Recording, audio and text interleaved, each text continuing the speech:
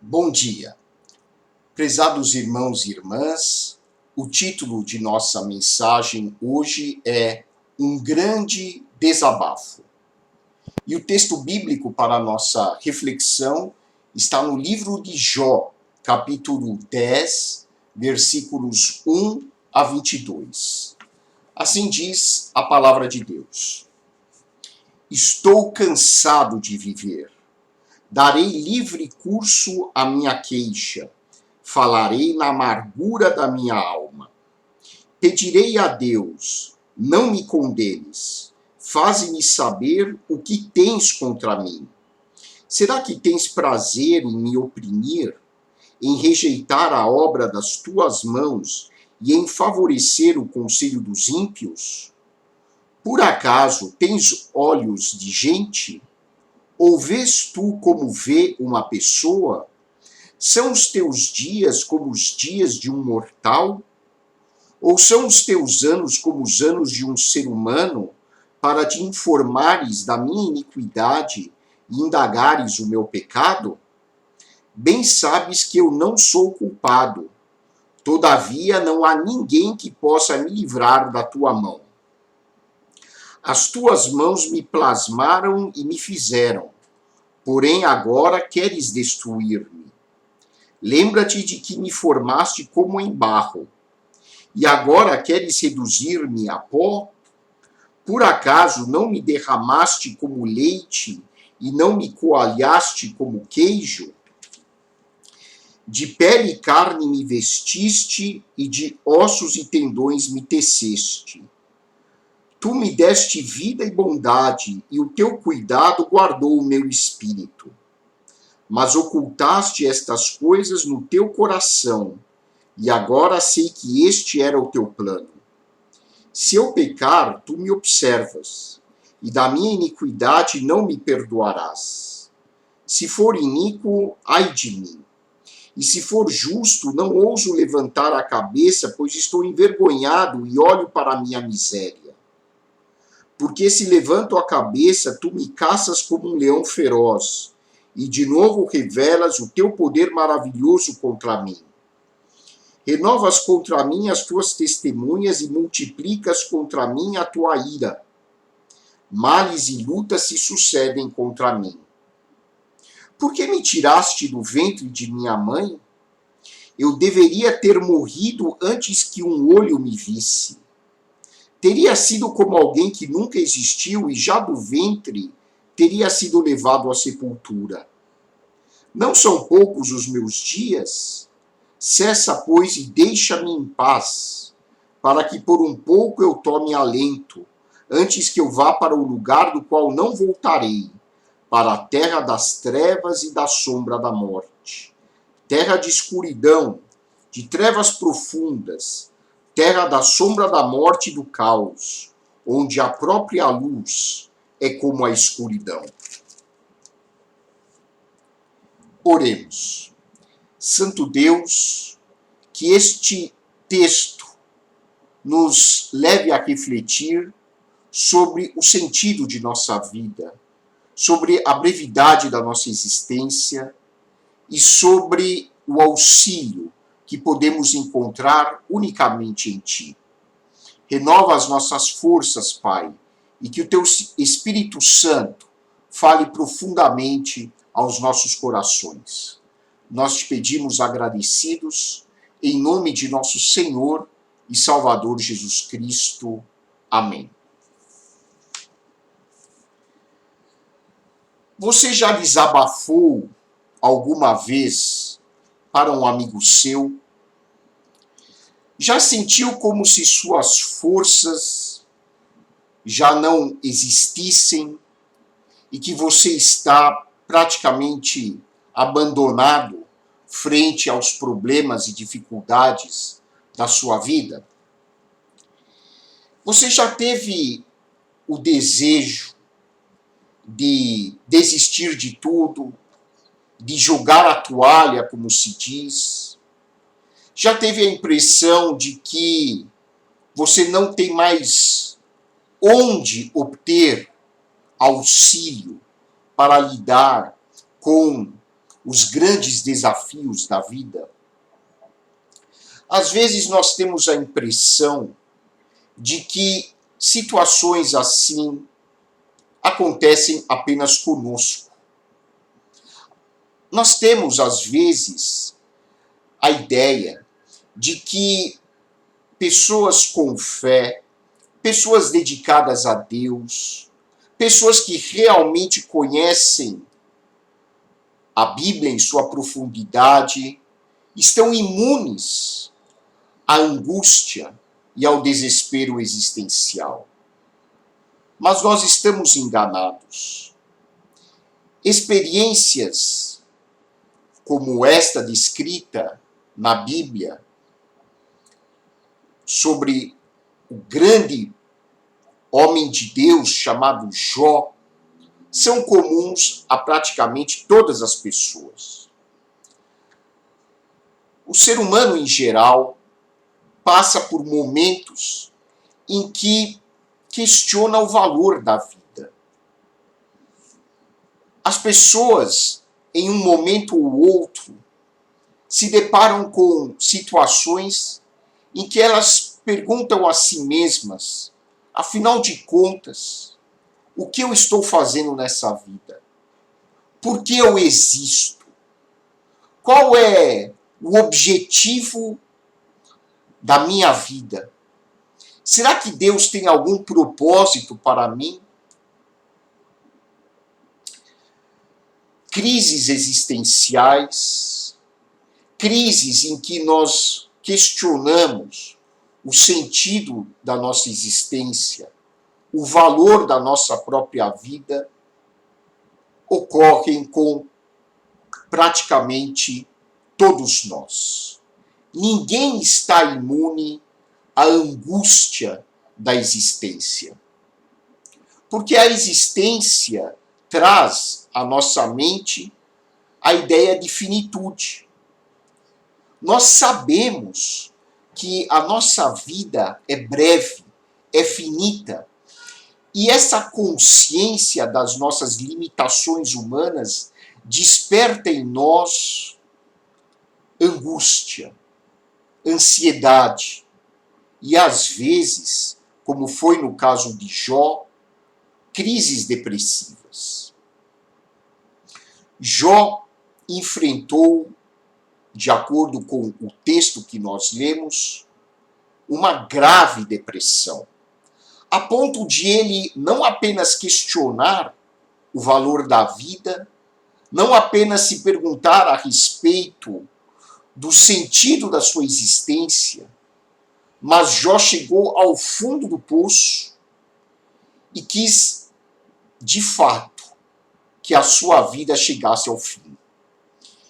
Ele perguntou para Deus: Deus, como é que o Senhor pensa, como é que o Senhor sente? Porque o Senhor olha para mim e não toma nenhuma atitude?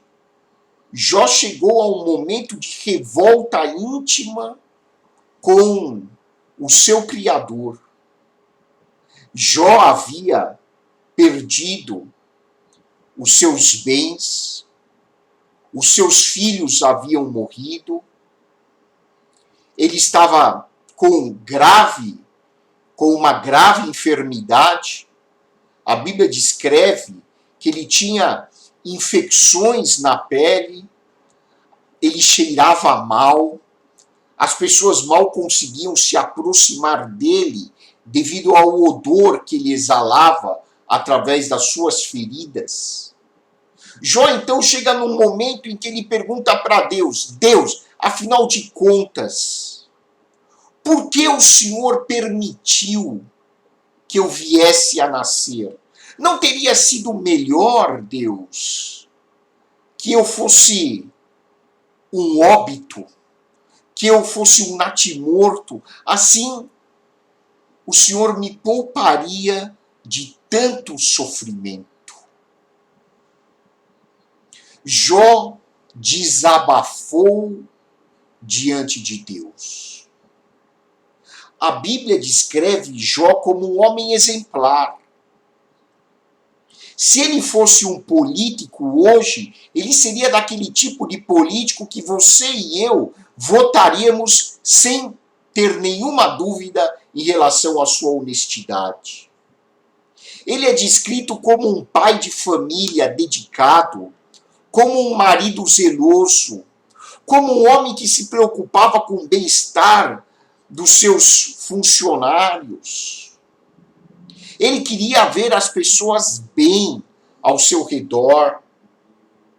Não havia na vida de Jó algo que nós pudéssemos descrever como um pecado grave, como uma atitude de hipocrisia, de forma alguma. Jó era um homem modelo para as pessoas da sua época e para as pessoas da atualidade. Homem que tinha consciência da espiritualidade, mas com toda essa sua bagagem de conhecimento espiritual, chegou um dia em que ele não aguentou mais.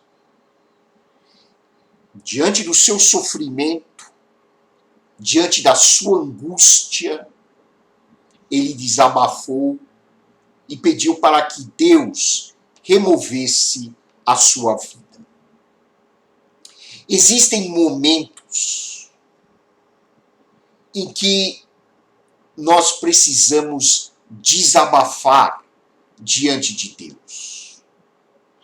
E nesses momentos em que nós abrimos o nosso coração ao Criador, em que nós despejamos os nossos sentimentos, angústias, conflitos diante de Deus, nós conseguimos obter o alívio da nossa angústia, da nossa ansiedade e da nossa depressão muitas vezes. O que nos ensina a vida de Jó? O que nos ensina este texto bíblico sobre o clamor, o desabafo de Jó? Você e eu podemos aprender verdades profundas através da vida deste grande servo de Deus. E a primeira lição que nós aprendemos deste texto bíblico é a triste realidade da condição humana. Jó retrata a nossa limitação. A vida de Jó reflete a maneira como nós, seres humanos, temos dificuldade, muitas vezes, de lidar com o desconhecido, de lidar com o nosso futuro, de lidar com as nossas próprias expectativas. O livro de Jó nos mostra o conflito que todo ser humano experimenta em um momento ou outro, mas um conflito que é inevitável, que é o nosso questionamento sobre o que nós estamos de fato fazendo aqui. Por mais que você e eu sejamos pessoas dedicadas a Deus, se nós olharmos para nós mesmos com sinceridade, nós vamos chegar a este diagnóstico. O diagnóstico a que Jó chegou é uma palavra bastante dura, mas o diagnóstico é de miséria. Miséria espiritual. Claro, numa cultura que é narcisista como a nossa, é muito difícil o ser humano admitir que ele é fraco. É muito difícil o ser humano admitir que ele é impotente e vulnerável diante da vida, se ele não contar com um poder que venha vamos usar uma linguagem fácil de entender, um poder que venha de cima. Abandonados à própria sorte, nós não temos recursos em nossa própria natureza para lidar com as dificuldades da vida. Abandonados à própria sorte, nós não temos forças para lutar contra os obstáculos com os quais nós deparamos ao longo da existência. Nós enfrentamos doenças, nós enfrentamos desigualdades sociais, nós enfrentamos injustiças de toda sorte, nós enfrentamos os problemas inerentes às famílias, que são as contas para pagar, muitas vezes nós não tendo condições financeiras para arcar com todos os custos. Nós enfrentamos muitas vezes o desemprego, a falta de segurança, a impossibilidade de morar num lugar um pouco mais confortável. Mais de 70% da população mundial não tem acesso a recursos tecnológicos que lhes possibilitem viver com um pouco mais de dignidade. Micro-ondas, água encanada, luz elétrica, ainda hoje são uma realidade para uma minoria da população. Muitas pessoas não têm acesso à saúde. Se nós somos pessoas permeáveis aos sentimentos, nós não podemos deixar de sentir em nossos corações a angústia das nossas limitações e da brevidade da nossa existência. Algumas pessoas procuram se anestesiar e não sentir esta tristeza decorrente da sua própria limitação, partindo para estratégias como o uso de drogas, o consumo alimentar impulsivo, o trabalho excessivo. Muitas pessoas se tornam workaholics, trabalham sem descansar, ou se tornam dependentes de algum tipo de substância ou algum tipo de atividade, ou vão para esportes radicais na tentativa de neutralizar a angústia causada pela existência. Outros partem para os livros de psicologia superficial, os chamados livros pop de psicologia, livros de autoajuda que procuram a todo custo dar ao ser humano uma sensação de força e potência que ele em si mesmo não tem. Mas as pessoas buscam anestésicos para a sua alma. Quero deixar bem claro, eu sou totalmente a favor de uma psicologia mais profunda que reconheça que o ser humano precisa e depende de uma força, de um poder superior para poder, assim, lidar com a finitude da sua existência. Mas existem livros por aí que se vendem aos montes, ensinando técnicas e recados simples, reducionistas, para tirar da alma um sofrimento que é muitas vezes necessário, porque é só quando nós entramos em contato com a nossa miséria espiritual, somente quando nós entramos em contato com o nosso sofrimento decorrente da nossa humanidade, é que nós podemos despertar para a necessidade de nós buscarmos a ajuda do nosso Criador e crescermos espiritualmente. A pessoa que usando a analogia de uma doença.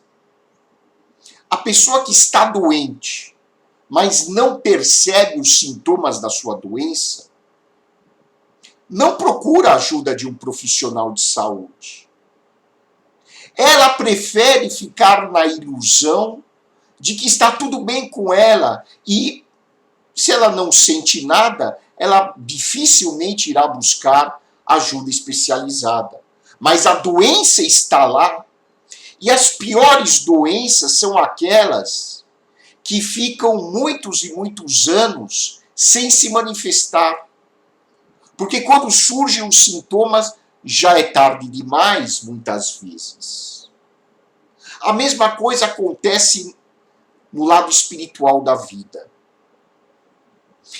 Muitas vezes as pessoas se engajam em atividades de forma compulsiva para não entrar em contato com a sua limitação, para não sentirem a saudável, repito, saudável angústia da existência humana. E digo saudável, porque é só quando nós sentimos esta angústia é que nós buscamos, de fato, a presença de Deus. E Jó, este grande servo de Deus, embora num momento de grave depressão, um momento em que ele pede a Deus que a sua vida chegue ao fim, ele tomou uma atitude saudável, que foi reconhecer a sua miséria e abrir o seu coração e desabafar diante de Deus. Esta é a segunda grande lição deste capítulo do livro de Jó. A primeira é reconhecer a nossa natureza finita, frágil e dependente de Deus. E a segunda lição é abrirmos o nosso coração e desabafarmos diante de Deus quando as circunstâncias parecerem realmente muito dolorosas e difíceis. E foi o que Jó fez. Para agravar o problema de Jó, os seus amigos, que deveriam consolá-lo, simplesmente agravaram a sua angústia. Os amigos de Jó compartilhavam de uma teologia muito comum naquela época e infelizmente ainda presente nos dias de hoje, que era a chamada teologia da reciprocidade. A teologia da reciprocidade ensina algo mais ou menos assim. Se você for uma pessoa boa, obediente a Deus, Deus vai sempre abençoá-lo, vai sempre protegê-lo e você não vai passar por grandes dificuldades.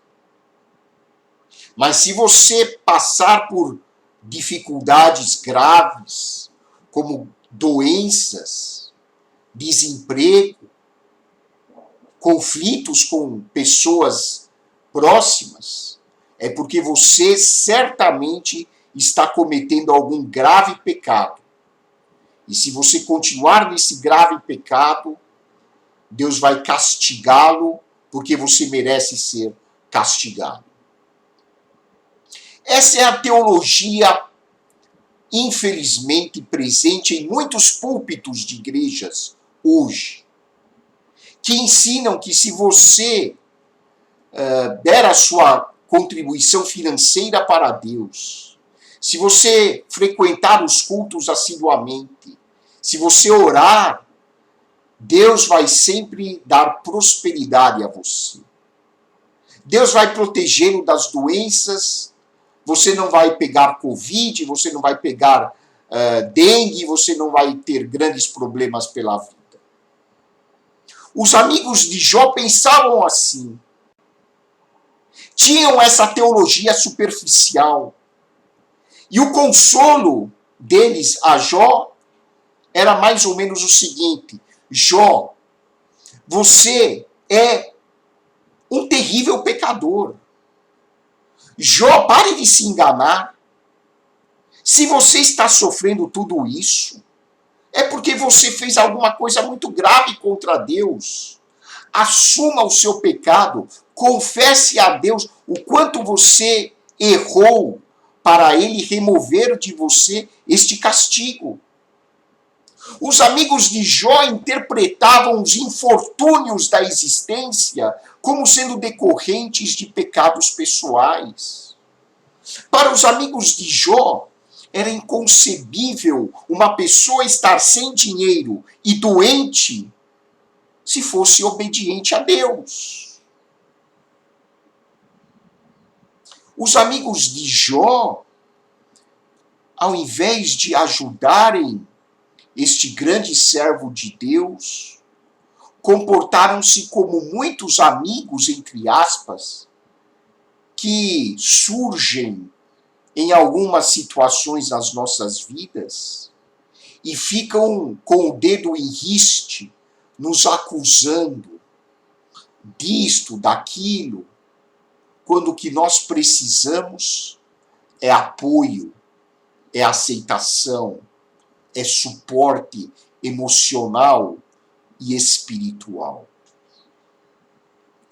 Os amigos de Jó eram pessoas cuja mentalidade era de um Deus punitivo e recompensador de acordo com a atitude do ser humano.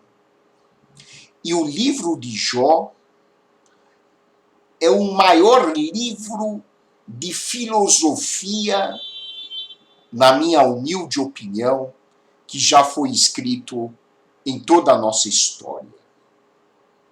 É o maior livro de filosofia espiritual.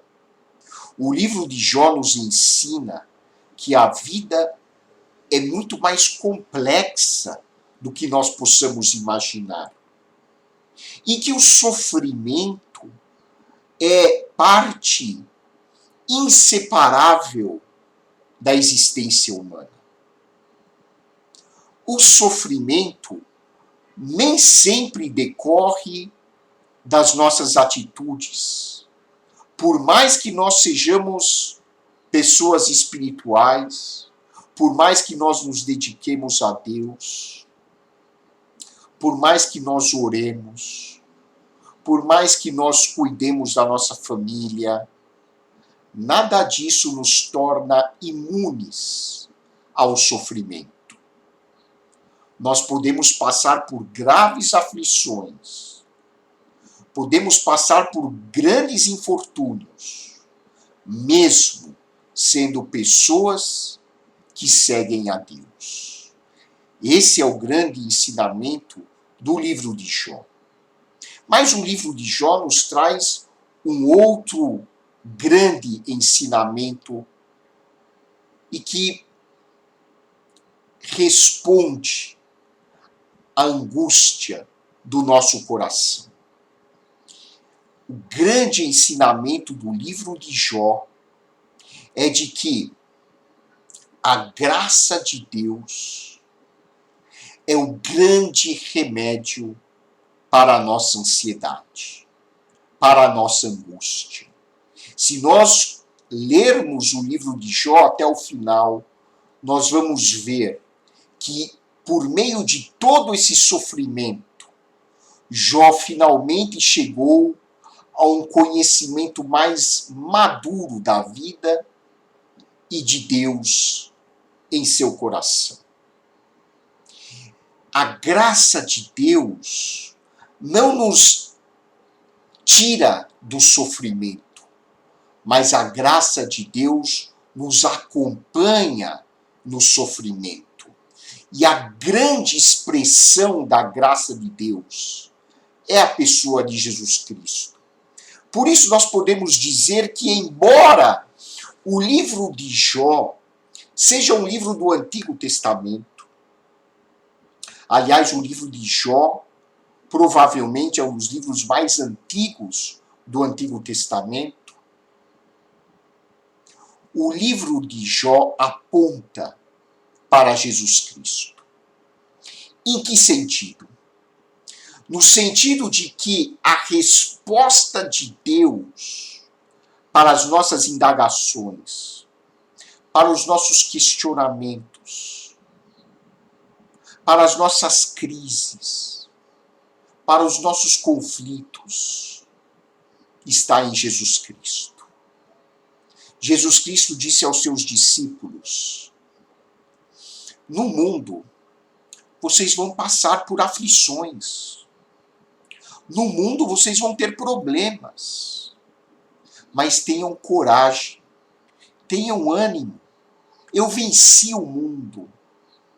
É apenas no Novo Testamento, e principalmente através de Jesus Cristo, que nós podemos conhecer a vida espiritual de uma maneira mais profunda.